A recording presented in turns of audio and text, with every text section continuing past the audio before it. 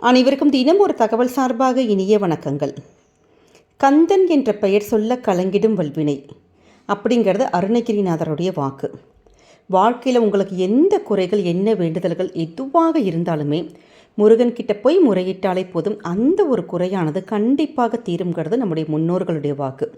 முன்னோர்கள் மட்டும் கிடையாதுங்க, நம்முடைய வாழ்க்கையிலே சரி, நம்முடைய முருகனுடைய பக்தர்கள் பலருடைய வாழ்க்கையில் அனுபவபூர்வமாக கண்ட உண்மை. ஏன்னா முருகாங்கிற அந்த ஒரு சொல் போதும் நமக்கு கூப்பிட்ட குரலுக்கு ஓடோடி அந்த க்ஷணத்திலே ஓடோடி வந்துடுவார் முருகப்பெருமான். அப்படிப்பட்ட மிக முருகப்பெருமானுடைய அற்புதமான ஒரு பதிவு. வாழ்க்கையில் நமக்கு முருகப்பெருமானுடைய ஒரு அருள் கிடைப்பதற்கும், நினைத்த காரியம் நினைத்த மாதிரியே குடும்பத்தில் நடக்கணும், சுப நிகழ்ச்சிகள் நடக்கணும், இல்லாட்டி தீராத ஒரு பிரச்சனைகள் இருக்குது, தீரவே மாட்டேங்குது, இல்லாட்டி எவ்வளவோ பரிகாரம் பண்ணிட்டு கூட தீர்க்க முடியாத பிரச்சனைகள், வெளியில் சொல்ல முடியாத பிரச்சனைகள்லாம் இருக்கும் பார்த்திங்களா. அப்படிப்பட்ட எந்த மாதிரியான பிரச்சனைகள், வேண்டுதல்கள் எதுவாக இருந்தாலும் முருகனை நம்பி நீங்கள் இந்த முறையில் நீங்கள் விரதம் இருந்து பாருங்கள். நிறைய பேர் தைப்பூசத்துக்கு விரதம் இருப்பது பழக்கம். அப்படி தைப்பூசத்துக்கு 48 நாட்கள் விரதமாக இருக்கட்டும், 21 நாட்கள் விரதமாக இருக்கட்டும், உங்கள் குடும்ப சூழலுக்கு ஏற்ற மாதிரி நம்ம அந்த விரத முறைகள் நம்ம அதாவது முருகனை மட்டுமே நம்பி இந்த ஒரு விரதத்தை நீங்கள் வேண்டி பாருங்கள். நிச்சயமாக உங்களுடைய வாழ்க்கையில் என்றைக்குமே வெற்றி தாங்க. அப்படிப்பட்ட மிக முக்கியமான ஒரு பதிவு. அந்த தைப்பூசத்துடைய விரதத்தை நம்ம எப்போ ஆரம்பிக்கிறது, எந்த முறையில் செய்யணும், என்னென்ன ஃபார்மாலிட்டிஸ் இருக்குது, அப்படிப்பட்ட பதிவை இப்போ தெரிஞ்சுக்கலாம். பதிவுக்களை போகிறதுக்கு முன்னாடி நம்முடைய சேனலை சப்ஸ்கிரைப் பண்ணாமல் பார்த்துட்ருக்கோங்க, கண்டிப்பாக சப்ஸ்கிரைப் பண்ணிக்கோங்க. அப்போ தான் எங்களுடைய எல்லா நல்ல நல்ல பதிவுகளுமே உங்களுக்கு உடனுக்குடனே வரும். இப்போ பதிவை பார்க்கலாம். முருகப்பெருமானுக்கு இருக்கக்கூடிய மகா கந்த சஷ்டிக்கு அடுத்தபடியாக அதிக நாட்கள் கடைப்பிடிக்கக்கூடிய விரதம்ங்கிறது என்னான்னு கேட்டிங்கன்னா 48 நாட்கள் ஒரு மண்டல கொடியும் ஒரு மண்டலம் அப்படின்னு சொல்லுவாங்க. அந்த மிக முக்கியமான ஒரு விரதம். ஏன்னா முருகப்பெருமானுக்கு 48 நாட்கள் நம்ம விரதம் இருந்து வாழ்க்கையில் உங்களுக்கு என்ன வேண்டினாலும் என்ன நினைத்தாலும் அது நிச்சயமாக நடக்கும். பலருடைய அனுபவபூர்வமாக உள்ள ஒரு உண்மை. அப்படி 48 நாட்கள் எங்களால் விரதம் இருக்க முடியாது.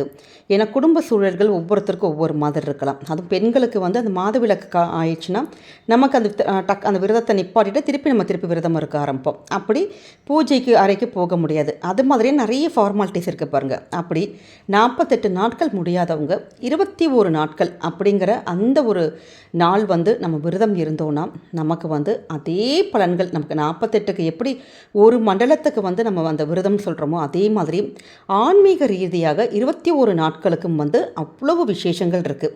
அப்படி என்ன விசேஷம் அப்படின்னு கேட்டிங்கன்னா, ஆன்மீகத்திலையும் சரி ஜோதிடத்திலையும் சரி 21ங்கிறது நம்பருங்கிறது ரொம்ப ரொம்ப ஒரு முக்கியமான ஒரு எண். ஏன்னா அம்பாள் சிவனுடைய உடலில் பாதியாக இடம் பிடிக்க வேணும் அப்படின்னு சொல்லிட்டு கேதார கௌரி விரதம் கடைப்பிடித்தது 21 நாட்கள் தான். இதே எண்ணிக்கை கொண்ட நாட்களில் தான் நம்மளும் சிவசக்தி சுரூபமான முருகப்பெருமானுக்கு விரதம் இருந்தால் கண்டிப்பாக நமக்கு வேண்டியது கிடைக்கும், நமக்கு நினச்சது எல்லாமே நடக்குங்க. அப்படி ஜோதிட ரீதியாக பார்த்தோன்னா நவகிரகங்கள் ஒவ்வொன்றுக்கும் ஒவ்வொரு நம்பர் இருக்குது. அப்படி 2ங்கிற நம்பர் சந்திரன், 1ங்கிற நம்பர் சூரியனுக்குரியது. இந்த 2 எண்ணையுமே கூட்டினால் குரு, அதாவது 3ங்கிற நம்பர் வரும்.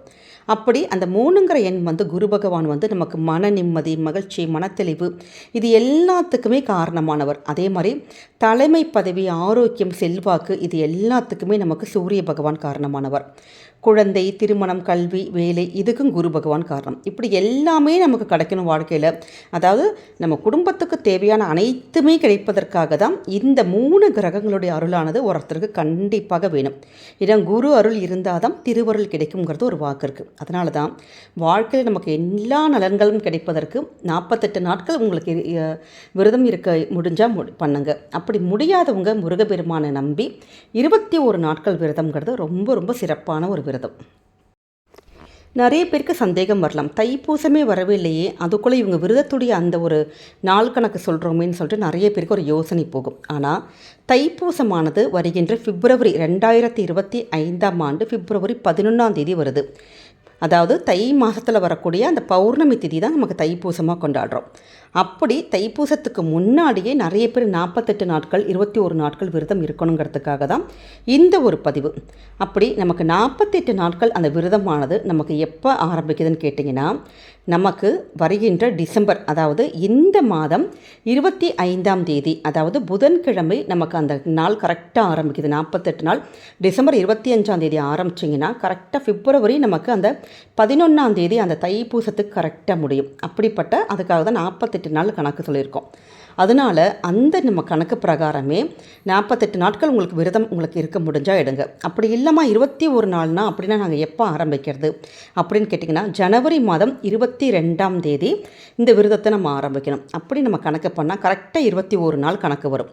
அது மாதிரி நம்ம விரதம் இருக்கணும். இப்படி 48 நாட்கள் 21 நாட்கள் நம்ம விரதம் எப்படி எடுக்கணும்? கடுமையாக எடுக்கணுமா? அசைவம் சாப்பிடக்கூடாதா? டெய்லி தலை குளிக்கணுமா? சுவாமிக்கு டெய்லி ஏதாச்சும் நிவேதனமாக வைக்கணுமா? அப்படி பூக்கள் வைக்கணுமா? அது மாதிரி நிறைய விஷயங்கள், நிறைய கேள்விகள் வரும். உங்களால் எப்படி விரதம் இருக்க முடியுமோ நீங்கள் அந்த விரதத்தை நீங்கள் ஆரம்பிக்கலாம். 48 நாள் விரதம்னா 48 நாள் டெய்லி உங்களுக்கு தலை குளிக்க முடியும். உங்களுக்கு உடலுக்கு எந்தவித பாதிப்புகள் வராது. நிறைய பேருக்கு சைனஸ் வரும், சளி வரும், அப்படிலாம் வரும். அப்படி உங்களுக்கு எந்தவித பிரச்சனைகள் எதுவுமே வராது அப்படின்னா தாராளமாக டெய்லி நீங்கள் தலை குளிக்கலாம். அப்படி தலை குளிக்க முடியாது, எங்களுக்கு ரொம்ப தலையெல்லாம் வலிக்கும் அப்படிங்கிறவங்க நீங்கள் வாரத்துக்கு ஒரு நாள் செவ்வாய்க்கிழமை மட்டும் கூட நீங்கள் செவ்வாய் வெள்ளி தலை குளிப்போம் பார்த்தீங்களா, அந்த முறையில் உங்களுக்கு எப்படி தோதுவாக இருக்கோ நீங்கள் அப்படி தலை குளிச்சுக்கலாம். அதே நேரம் இப்போ ஆஃபீஸ்க்கெலாம் போகிறோம், அப்படிப்பட்டவங்கள நாங்களாம் இப்போ எப்படி விரதம் நம்ம இது கடைப்பிடிக்கணும் அப்படின்னு கேட்டிங்கன்னா, நீங்கள் டெய்லி காலையில் குளித்ததுக்கப்புறமேட்டு தலைக்கு குளிக்க முடியாதவங்க தலையில் தண்ணி மட்டும் தெளிச்சிட்டு வீட்டில் இருக்கக்கூடிய நம்முடைய முருகனுடைய ஒரு படம் எடுத்துக்கோங்க.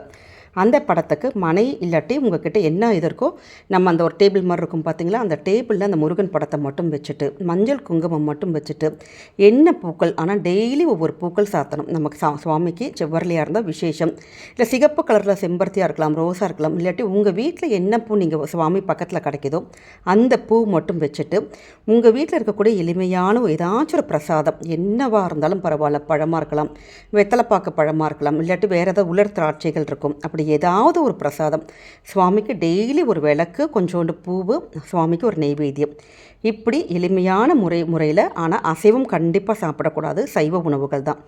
ஒரு நேரம் விரதம் எடுக்கணுமா, 2 நேரத்துக்கு எடுக்கணுமாங்கிறது அவங்களுடைய உடல் சௌகரியம் எப்படியோ. ஒரு நேரம் நீங்கள் சாப்பிடாம இருந்தாலும் பரவாயில்ல, 2 நேரமாக இருந்தாலும் பரவாயில்ல. இல்லை எங்களுக்கு சாப்பிடாமல் இருக்கவே முடியாது அப்படின்னா நாங்கள் விரதம் நாங்கள் எடுக்கலாமான்னு கேட்டால் தாராளமாக பண்ணலாம். 3 நேரமும் எளிய உணவுகள், சைவ உணவுகள் மட்டும் எடுத்துட்டு ஆத்மார்த்தமாக நம்ம முருகனை மட்டுமே நினச்சிட்டு முருகனுக்காக நம்ம வேண்டி நம்ம இந்த ஒரு வேண்டுதல்கள் நீங்கள் ஏதாச்சும் மனசில் கோரிக்கைகள் வச்சு இந்த ஒரு விரதத்தை எடுத்துக்கலாம்.